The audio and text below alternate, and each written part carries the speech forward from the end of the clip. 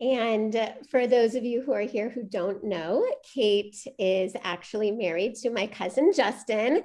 But even before they got married, she was basically already part of the family because they've been dating since college. So she knows Alyssa and I very well, lots of family events and barbecues and a Halloween party that we won't get into the details about. But the point is that we absolutely love Kate and her family. And several years ago, we were there when Kate and her family discovered that they had the gene for Huntington's disease in their family. And so Kate and her mom and her sisters were at risk and decided to undergo testing. And so for Alyssa and I and our family, it was a major education. We had never honestly even heard of Huntington's disease before. And now, a few years later, as we started becoming more part of the HD community through Kate and through her amazing family, that's what really started inspiring Alyssa and I to write this book. We really wanted to tell the story of someone whose family was affected by Huntington's disease. And once we had that thought, the first person that we called was Kate. And she sat down and had coffee with us and kind of helped us get the ball rolling. And now we're here tonight. And that's just a really long-winded way of saying that we love you and thanks for being our moderator tonight. I love you guys too, and I'm really happy to be here. Thank you. Well, I guess I'll say a little just about the my relationship with Huntington's disease, kind of what Jess just said. I come from a Huntington's disease family, and in a parallel for some of the people in the book, we didn't really know about Huntington's disease in our family from the get-go. It was new to us. About 5 years ago, we found out that my aunt had Huntington's disease. And she'd been misdiagnosed with Parkinson's, but it was Huntington's disease, and the implications of that, what that means for a family, because if you have someone in your family that has Huntington's disease, it has implications for everyone in the family. Because if your parent has it, then you have a 50% chance of having it. And each child of a Huntington's disease parent has a 50% chance of inheriting the gene. So it's kind of a flip of the coin. And so my mom decided to get tested when she found out her sister had it, knowing that she had a 50% chance. And she ended up testing positive. So my sisters and I have two sisters, we decided to go through the process of getting tested together. So much of that process is a part of this book too, which I'm sure we'll talk about a little bit. But and while I do not have the gene, both my sisters do. So that is my connection with Huntington's disease, and it's in my family. And since then, we've become big advocates for the cause. And right along beside me on this journey has been, well, Jessica, because she's my cousin too now. I mean, we were officially cousins by the time this was all happening, by marriage, by law. So, and her family has been so supportive in HD advocacy. And so we're really grateful for that. And when she approached me about wanting to write a book, it was, I was, of course, excited to sit down and talk with them. And I guess I'll ask them a couple of questions. This is what I, said to them when we were first sitting down having coffee. Why do you guys think this is a great story? Like, why do you think a story with characters that are affected with HD makes a good book? What made you turn that story, this story that was happening to your cousin, into something that you wanted to make a book about? Yeah, so it's such a good question. So I think one of the big pieces, first and foremost, kind of guiding the journey is always just like representation. We were watching this unfold with you and your family, and it didn't seem like there were already a ton of stories out there about this, like within the book or film world. Of course, there's lots of amazing first person, nonfiction narratives about it. But so that was one thing that, definitely led us forward, as well as there was nothing out there that was kind of telling the story we were already imagining and that we thought could be, really cool for everybody out there. But I think even more so than that, when your family is affected by HD, or when you're at risk for HD, it really forces you to ask yourself some really complex questions about, do I want to test? How much about my future do I want to know? If I do choose to know that, will that affect the way I live the rest of my life? And if so, how? And I think, when we were watching you and your family go through this process, Kate, I think, you just can't help but put yourself in someone else's shoes and wonder, what you might do. And so I think we wanted to give readers that opportunity to kind of understand the disease better, but also to have that empathy and put themselves in that shoe and to think about it as well. And to give our characters the chance to really reckon with those big questions. And the more we talked about it too, and we talked about it with other people as well, everyone really latched onto that question of, would you want to know? And it brought up so many things for so many different people. And that's kind of what solidified for us. This is a book that is relatable for everyone on that sense. And that, Jess and I were talking about things we've never talked about as we're writing this book. It just brings up questions that are things that you don't necessarily think about, but we're hoping, the book kind of provokes those thoughts. Yeah. And I think it started off with us thinking okay, yeah, this is a book and the characters are grappling with Huntington's disease. But the more we started writing, I think the more we realized, these themes are actually really universal. And especially as, medical testing and that kind of genetic testing and all of that becomes, they're pioneering more and more. These are questions that all of us may be facing with different diseases that run in our families, and, the same kind of questions we may be asking of ourselves. So we started realizing along the way that, yeah, this is something that I think, would speak to lots of people. And the family dynamic aspect too. It's so rooted in family dynamics. And as we spoke to you, Kate, HD affects the whole family, not just one person. And we wanted to kind of explore those family dynamics, which also was something when we were talking about it, what happened in our family and the family dynamics. And then when we started exploring with Abby and Brooke, two sisters, it just really became, adding that layer of complication became something we just couldn't stop writing. Yeah, the family dynamics in this book, it was that was a part I really connected with and loved. I know you talked with my sister too, I did. Jenny, and she, going through that process is something you go through with your whole family. It's not an alone thing. It affects your whole family. So you're all in it together. And I really think you guys you made it a very real story of what that feels like. And just reading it as someone from an HD family, it felt, I was like, whoa, it feels so familiar, almost too familiar. I cried a lot.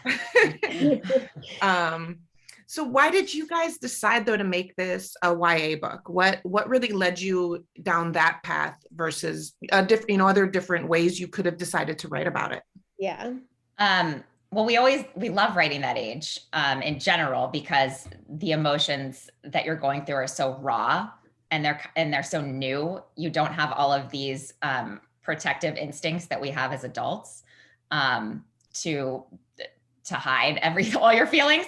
And so you're just letting it all out. You're experiencing all this for the first time. So it was that, combined with the fact that you have to be 18 in order to test for Huntington's disease. And so we thought, just between those two, coming of age, trying to figure out who you are, and then you have this question, it just seemed like a match for us. It would be difficult to figure out, obviously, anyway, but then as you're trying to figure out who you are as an 18-year-old, and then having this layer on top of it, just seemed like a really, really good meld for us. We just couldn't stop talking about it. Yeah, because it's already an age where I think you're questioning a lot about your future, or you think certain things, or you're on a certain track. And then oftentimes something comes and kind of takes you off that track and forces you to question everything that you know. So like Alyssa was saying, I think for an 18-year-old, that's an even bigger moment of questioning than maybe if, you're a little older, a little more jaded. And we love the idea of someone who gets this news, who's 18 years old, and she just she just takes off. And then what happens? And that was like the first germ of an idea of a conversation that Alyssa and I started having about the book. Because at 18, we both felt like that was what we could relate to. Yeah, we would run away. Yep. Exactly. Escape. But I think it's also a book for, I mean, it is for everyone. It's the kind of book you'll just devour. I mean, I couldn't put it down. I know my sister couldn't put it down, and not just because we can relate so much to it. Everyone that got the advanced copies, I know, just plowed through it, because it's the kind of thing, I think, and maybe you guys can speak to this a little more. I think I told you, just one of my favorite, things you guys said in there was that pit of doom that can just be in your stomach, and how you work through that. And I think putting it, like you said, with someone younger was, it just made it that much more meaningful. And how do you deal with that? And I wondered if that also, if there was any way, that's really great for a lot of people in the HD community. That's often an age where you have to start to think about that. It is the age. So what was your research like in figuring out, you talked to us, I'm sure, as well, but what kind of extensive research did you guys have to do to also figure out how to make it so real? And you did an amazing job. So I'm just curious how how you got there. I know you talked to us, but it can't just be my family, because you guys were so specific. Yeah. So talk to me about your research a little bit. There was a lot of, we read a lot of science-based books so that we could completely have that. We spoke to a lot of doctors, and then HDSA, the Huntington's Disease Society of America, that site was really, really helpful. And there were also these forums, and everyone's just kind of venting and telling that, like, just really being honest and authentic, and reading those, I think that was a game changer. It was like hearing from you and Jenny, your sister, and like just being able to have those real emotions mixed with us reading all of the facts and the science. And when you put those together, it was so powerful. Yeah, I think like all the first person accounts were the things that really like moved us. We were reading, and also there was like some, there were podcasts that we could listen to. And it was really important to us, obviously, to get it right and to try to, make it feel authentic for anybody reading it, including people who've gone through it. And, we tried to like read like from every perspective. So it's like someone who did test positive for the gene, someone who tested negative, someone who's a caretaker. We wanted to understand, someone who just decided not to test, because we wanted to, have characters, from all parts of this world in there. And you kind of have to understand all parts of that. You kind of have to understand the caregiver role in order to even write about testing. It's so multifaceted. So we really tried to hit every angle. And I think you guys did a great job. There are, without giving it, there's everyone in the story has a different place, on a different HD journey. So many of the characters, you really had everyone is going through their own process, which is what this disease is about. You don't know which way it's going to take you. You only know if you have the gene, you will get the disease. You don't know when, you don't know what it will look like necessarily. So I think you guys did a great job with that, and kind of going along with that, with the character development. How do you guys how do you develop a character? What is that process like? Because these characters were so well fleshed out and so real and believable that I found myself thinking, like, do I know this person? Or do I know these people? It's our favorite part. Yeah. It is definitely our favorite part. So Alyssa and I, we actually met in theater school. And so fleshing out a character has always been something that we've absolutely loved. And in our brainstorming process, that's always like something we devote tons of time to. We have to feel like we really know them. Like we know the way that they speak, and how Abby speaks when it's her sister versus when it's Ben. And we were journaling as Abby. I mean, we go deep, like actor method acting, figuring out what they've eaten for breakfast type of thing. Yeah. It's that we can't write until we know everything. Exactly. That's so fun. And like photos that we, think we like make like boards and all of that kind of thing, just even before we get started with our outlining. So And how do you guys do that all? You guys are on separate coasts, and especially with COVID, like I don't think you're seeing each other a lot. I mean, I'm sure you live on Zoom, but what is it like? How is that process now? So, or what are you mailing a journal back and forth? No. Well, we were journal. Yes. Google Docs. And the funniest part is that when I lived in LA, I moved like 8 years ago to the East Coast. And when we lived there, we would FaceTime because neither of us wanted to deal with the traffic. So we were already so used to this. So when I moved, it was like, okay, still seeing each other like this. But we just are constantly talking as we're developing, constantly talking. We have the most extensive outline on a Google Doc that at this point, we've been friends for so long. We have like shorthand for our shorthand. So no one would understand our outline except for us, but we get pretty extensive. And then we split up the chapters once we're ready, and we just swap and edit each other's, and then swap again and edit. And we go back and forth until we are like, okay, we need to put this down because we can't look at it anymore. And how long did it take you to write this book from when you said we're going to write this book? So the process is that we sat down with you. That was kind of our, like, after that coffee, that was like okay, yes, like our gut is right on this and we're going to move forward. And so from there, we did a lot of work on, like Alyssa said, like on character, outline, and we wrote out about the first like 80 pages, let's say. And then we outlined where the rest of the book would go. And we went through, tons of drafts of that. And once we felt like it was ready, we gave that to our amazing agent, Holly Root. And once it was like fully polished up, then she sent it out to publishers. So that was kind of one process. And that took definitely many, many months. I feel like we were working on other things as well, but I think. And we're also really type A perfectionists. Yeah. So yeah. You guys? What? So hard to believe. I know, it's shocking. I mean, not a control freak at all. So, and then the kind of crazy thing was that once our publisher made an offer and we were full steam ahead, they're like, okay, yeah, can you have it in, a few months? And we're like, sure. And then we're like, oh my gosh. So the bulk of the writing did take place, because even though we had our first few chapters, we knew they were going to, change and still be further edited. So the bulk of the writing took place in a good, like 3 to 4 month span. Mm-hmm. And then it was like refining. But like, there was like a 4-month period where no one saw us, I feel like.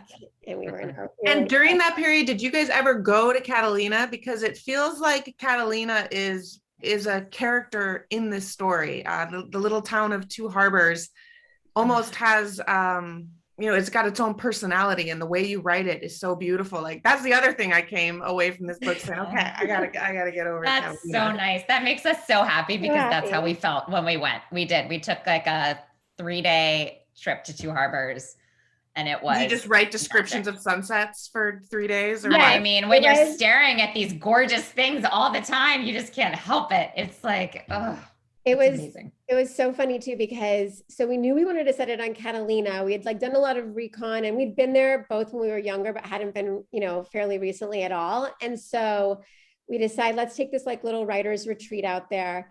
And in the book, we'd already said like, oh, it's really limited Wi-Fi or cell phone service. Not really. It was just like what we had said. And then we get there and we find out, oh, we were totally right. There was like no cell phone service. The little bed and breakfast we stayed at, we're like, what's the Wi-Fi code? They're like, there's no Wi-Fi here, guys. And then when we walked into our room and there was no TV, Jessica had a complete meltdown, because it was like the finale of The Bachelor. I feel like 2 nights later, and she's like, how am I gonna watch it? There was a lot of stress. She did end up figuring out a way to. Jess is not missing the end of The Bachelor. Oh no, she was not. But is this picture something that you guys took on the, this is obviously a Catalina sunset, right? That is a Catalina.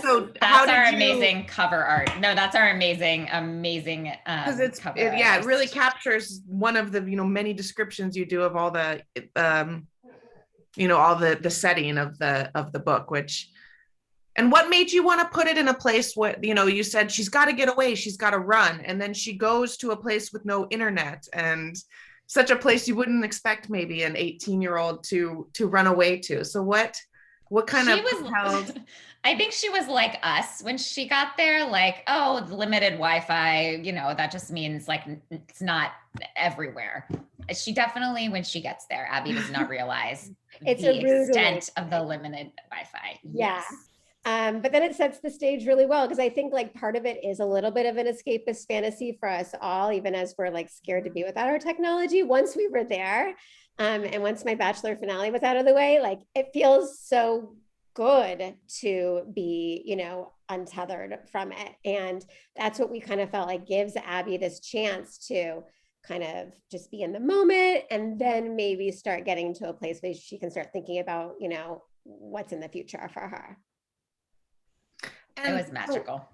So what would you guys say? I mean, I don't imagine this process has been easy. Just hearing about you talk about the process, I'm just like, wow, that, there's so much that goes into it. What was maybe like, if you had to say the hardest part of it? And then on the flip side, if you want to talk, what are the things that came really naturally and really easy? So just a little more about your process and how you got this amazing book to completion. I think the hardest part was being in the headspace and in that bubble. And, we were just trying to put ourselves in the position. And so you're in this space, and then you have like your husband or child walk in, like, what's for dinner? And you're like, I can't, I'm in this space. And so it was just really hard to go from one space to the next space. I think that was actually the hardest part, because obviously it is emotional and we are thinking about a lot of heavier things and we're just trying to do it justice. And so going in between real life and the world of the book was a little bit hard for both of us. Yeah, we definitely, I think Alyssa just like hit the nail on the head. We wanted to really feel like we were doing it justice. And there were scenes that were really emotional to write.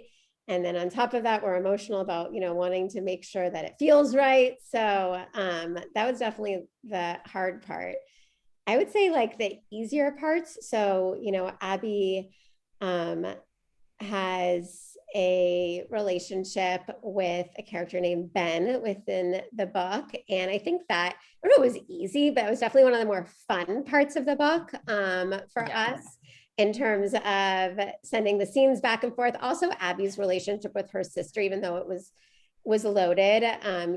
We both have siblings and we both love that like sister dynamic. So those were the parts that I think we like really like, if we got to write one of those scenes that day, it was like, yeah, we're getting to like a lighter. Yeah, we're getting to do that. Especially, like Abby and Brooke's like teasing sister dynamic like that. We could have done that all day. So yeah.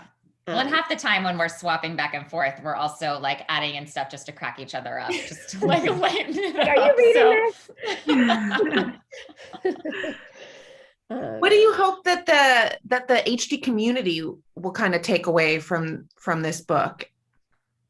It's a really good question. So I think a few things. One, I hope that, even knowing that, like we've already talked about, like every single person's journey is different, every single family is different, but, we really do hope that they see, maybe something that they identify with or, relate to in this book, because I just think, when you're going through something, hearing someone else going through it or seeing that story can be such a comfort.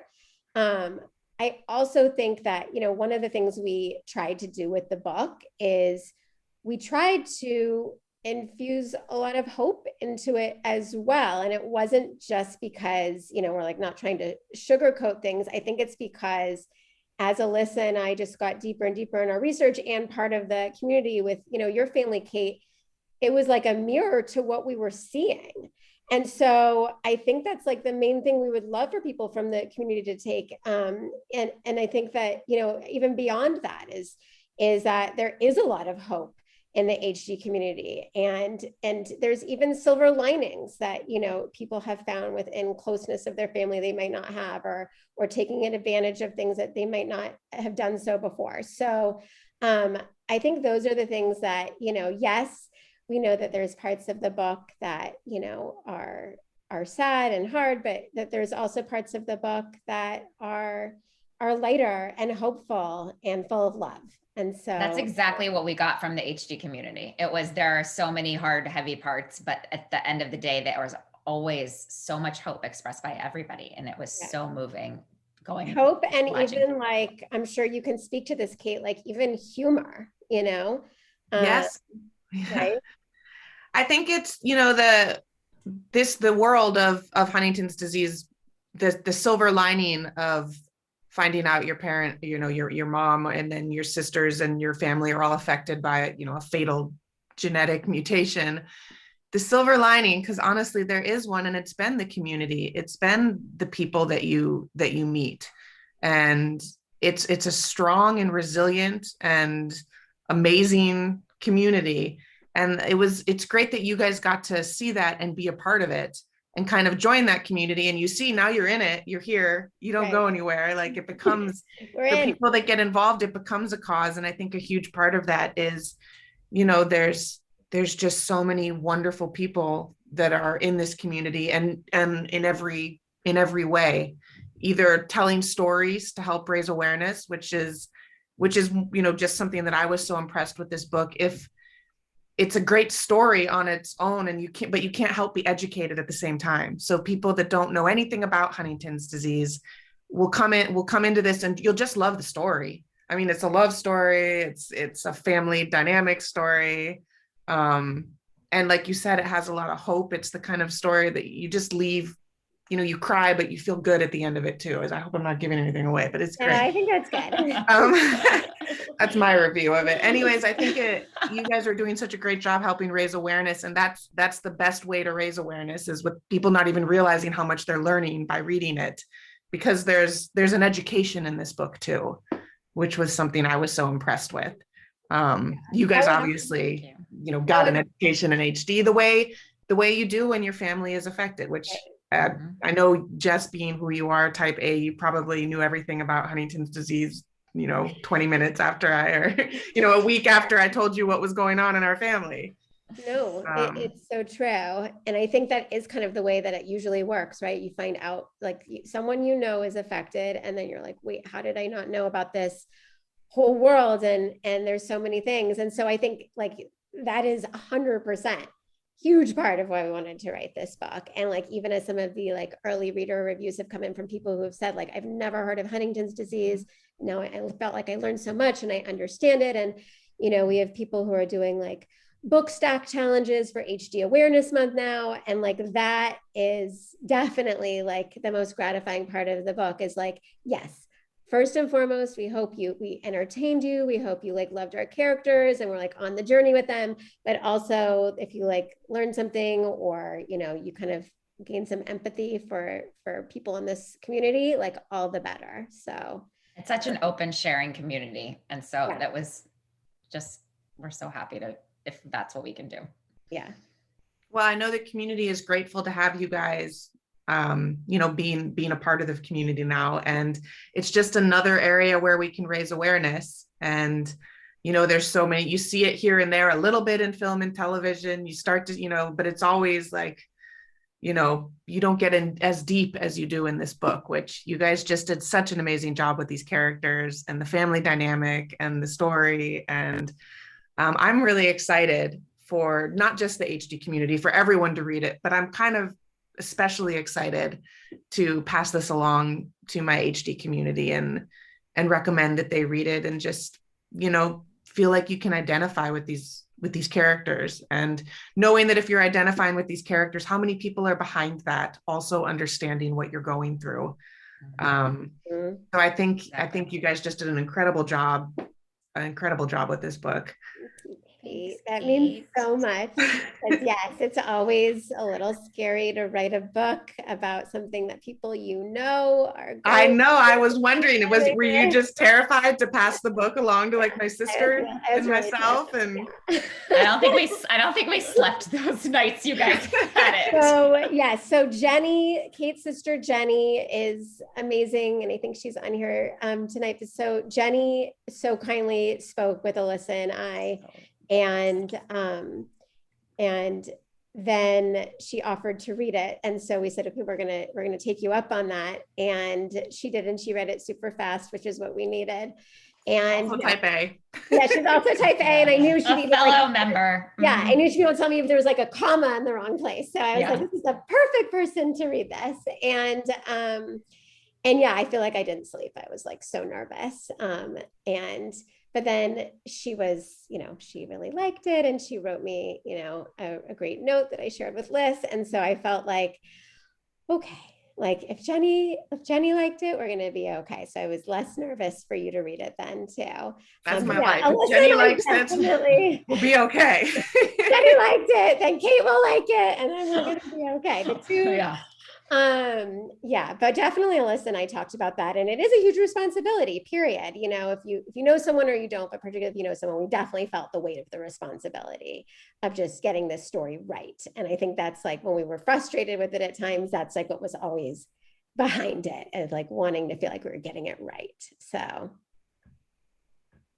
well, I mean, it's something you must be proud of it, because it's a great book, and people are getting it now today. This is the first time you can get it like in your, I got mine from Amazon today. So I feel like I ordered it 20 years ago. Yes. We feel like we wrote it 20 years ago. Yes, because there is a long process before you turn it in and then it actually gets to come out. So it's happening. And from the whole HD community, and my family, specifically, thank you guys for telling this story and for bringing this disease into more light. That's what we try to do with awareness every day, all of us that are HD advocates, and now you're HD advocates, and so welcome to the team. Honestly, I just want to say thank you guys, because you and the rest of the HD community, you guys are like, by sharing your stories, and I know that's hard. I mean, that's how people understand, though. And so it's such a service that you guys do. And we're always just really proud of you. Well, thanks, guys. Love you guys. So I think, are we doing some questions now? Yeah. I'm coming in here already. So. Thank you for your excellent questions and moderation, Kate. And yeah, we have a bunch of questions. Great. So I'm gonna just dive right in here. Can you talk a little bit about the pros and cons of writing collaboratively? I'm especially interested in how you were able to work out disagreements, since creative writing can be such a deeply personal thing. A great question. The pro is that we work with our best friend every day.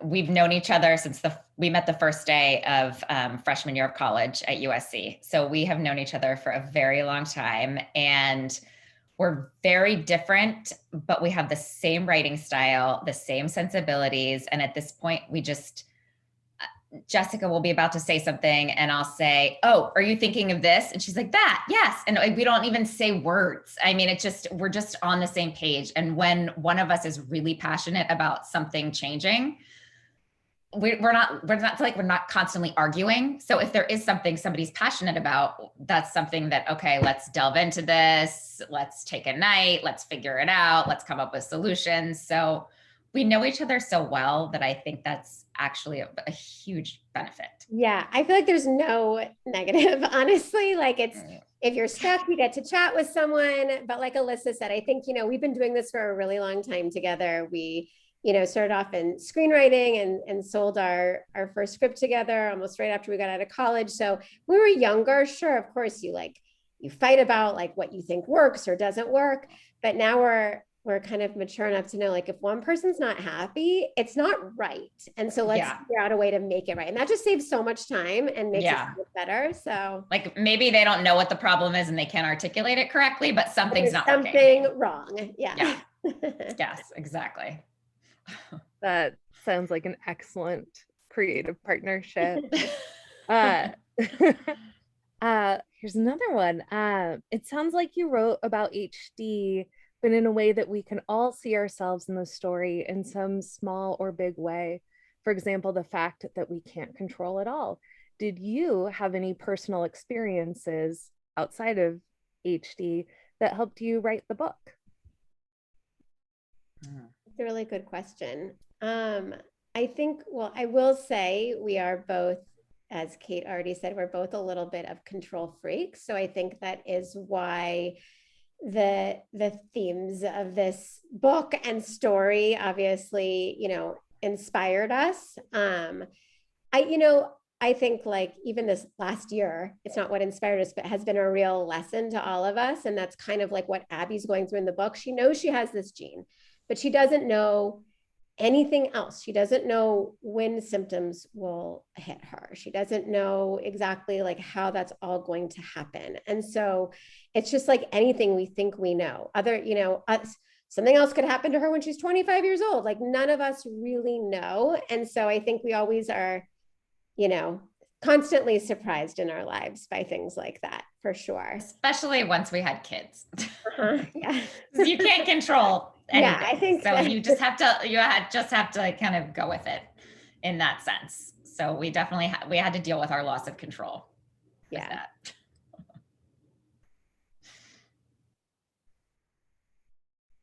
I just realized I left myself on mute. When you were writing this book, did you feel that families with other sudden diagnoses could relate to this story? Absolutely. That was something we talked about a lot, because it's more than you think. There's people going through something similar that can relate to it, and there's so many things out there, like especially with genetic testing being what it is now. It's a really big question for families because you don't even want to find out individually. It really is kind of a family decision. So a lot. Yeah. And I think too, there's that like family dynamic and that caretaker dynamic, or the kind of finding out like, I am going to become a caretaker for this person that I love, and will this affect me at some point? I think those are all questions that resonate across lots of communities. And that, that's why it was really important to us that like we have two sisters where one has the gene and one does not. So, or is test positive, one did not. So that, neither one is a picnic. And I think as anybody has, who's been in those shoes before, not just in the HD community, but any other place, like it's, Alzheimer's, Parkinson's. Yeah. We were talking about so many different diseases where it's the same thing you have to go through. Yeah. Yeah. And certainly relevant in a public health crisis. Yeah, exactly. With true. That new relationship as well. Exactly. See, what steps did you take to make sure the main character was more than her diagnosis? Did you ever find you were falling into that pitfall while writing? I think we, before we even got to that part of her, the diagnosis, we made sure we knew everything she did before that and everything she was thinking she would do before she found out about her diagnosis. And so I think that's all in the part of like developing the character. We just, and you know what, there were chapters where we were like, oh God, this is so in her head. We need to get somewhere. We need to be more well-rounded in this chapter, show a little bit more. So it was a struggle for certain chapters because so much of what you would think about, but then you have to just live life too. So we kind of had to strike the balance. Yeah. And I think like we did so much research. And so you like start putting all this in there. You're like, wait, hold up. This is someone's story and life. And so that's where we would kind of then like, pull back and get more just in Abby's shoes. And I think that was always the big thing is like, it's just part of Abby, but it's not the whole Abby. And that's kind of what she has to learn too. Let's see. Writing about a specific topic like this one can be challenging. So what was the easiest and the most difficult part of writing the book? Yeah, we kind of touched on this before. Definitely like easy were some of the fun scenes between, some of our favorite characters. And and also like, it's always just fun once you kind of have your big draft and you've kind of done a lot of your heavy lifting, then it's really fun, those last few drafts, to go in and just keep kind of like polishing and making Ben's line more Ben and Abby's, scenes more Abby. But I think the part leading up to that, the heavy lift, I mean, we had some dark moments, I'm not gonna lie. We did. We had some dark moments. We had some moments where we're like, should we just tell them we can't do this and just say we quit? But luckily that was really short-lived, and yes. Our husbands are used to that. It's something we do with almost every project. So then they're like, yeah, you say this every time, we'll see you in like 2 days. And then a couple of times I'll feel like that and Jess will pull me out, or she'll feel like that and I'll pull her out of the black hole. So that's the benefit of having a duo. Exactly. Pull each other out of the dark spaces, because they obviously happen, when you're writing anything. Oh, you're still on a much lighter note, I have a couple questions along this line, especially fitting with your background as screenwriters as well. People want to know if Fade into the Bright will be turned into a movie. And I was also asked about your dream cast. So you can answer together, or just, who you had in mind as you were describing characters. I think we only had one actor in mind the whole time, like for only one character, which was Ben. And the person is way too old to play Ben now. But for some reason, both of us just pictured this actor named Skylar Astin. I don't know, maybe we were obsessed with Pitch Perfect. Maybe that was the problem. But that was, and I don't know any actors well enough that are that age to speak on who would play it. Yeah, we've had thoughts and ideas. Abby, like, I literally, we have her face in our brains, but like, I don't know who it is. It's someone who exists. I just don't know who it is. And what's creepy is we know we have the same face. We know we have the same face. Yeah. But yeah, I mean, we would definitely, we are talking about, our background is in screenwriting, and we would definitely, whether rewrite it or someone else, we would love to, bring this story to even wider audience. And I think, like, whenever we write books, that's kind of our background as screenwriters, is we tend to write things like pretty big cinematic scenes, and just like the way we picture it on a screen or in real life. So I think that, we've always kind of hoped that, for sure. Love that. We have a couple sort of process questions again. Do you have a ritual or sort of a habit or practice that you would do before writing? And folks would also like to receive any advice you have for anyone trying to write while also having young children.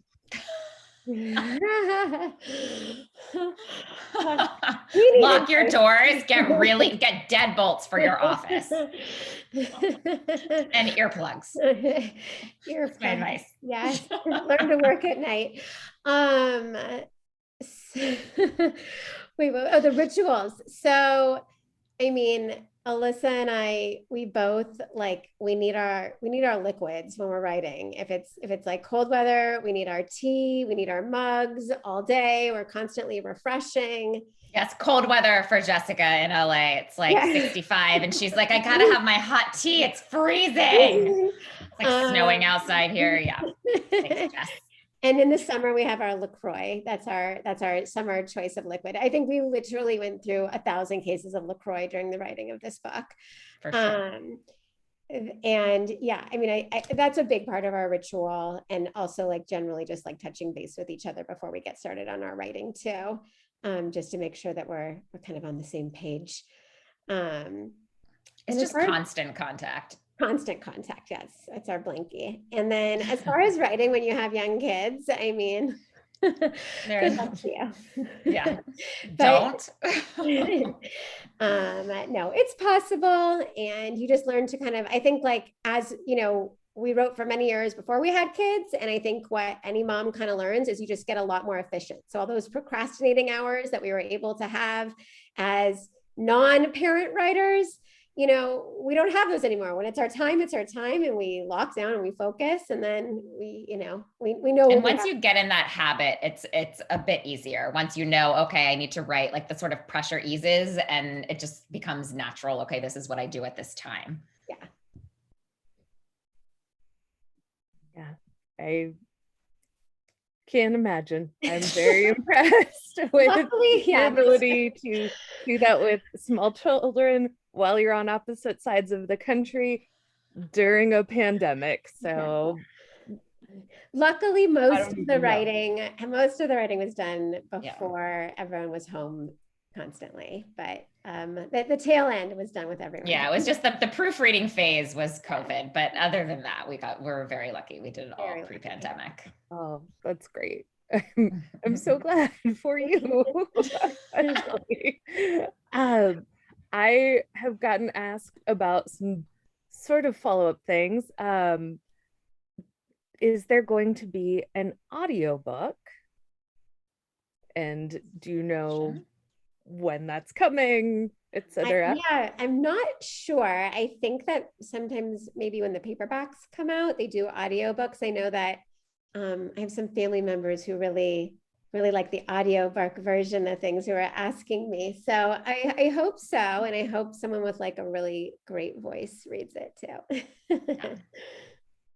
Maybe you could get Skylar Aston for that. Yeah. Yeah, there we go. Perfect solution. Done. And then I think our final question for the evening will be, do you think you might write another book with these characters, either a direct sequel or something related? I mean, we love these characters and we love this story and we love this community and the world. So, I mean, we would always be open to continuing. There's so much more to Abby and Abby's story. And, you know, we get so attached to our characters that we could write sequels to anything. Like we will want to keep writing. It's just so, you know, these characters become such a huge part of your life. It's hard to let go. So if somebody says we don't have to let go and we should just keep writing them, then we will. Yeah, 100%. We have problems saying goodbye. I love that. Well, I hope that with the support for this book, your publisher will say, please write us another. We want to know more. Thank you both so much for joining us, and Kate as well. For all of you who are with us virtually, I put the link in the chat one last time so that you can get a signed copy of Fade into the Bright from us at Chevalier's. Whoa. Yay. And, you know, if you're in Los Angeles, please come visit us in person. And if you aren't, please visit us online at chevaliersbooks.com. Thank you again to Alyssa Schwartz, Jessica Koosed Etting, and Kate Miner for being with us tonight. Have a great night, everybody. Thank you. Thanks so much. Bye. Thank you so much. Tonight. I appreciate it. Thank you.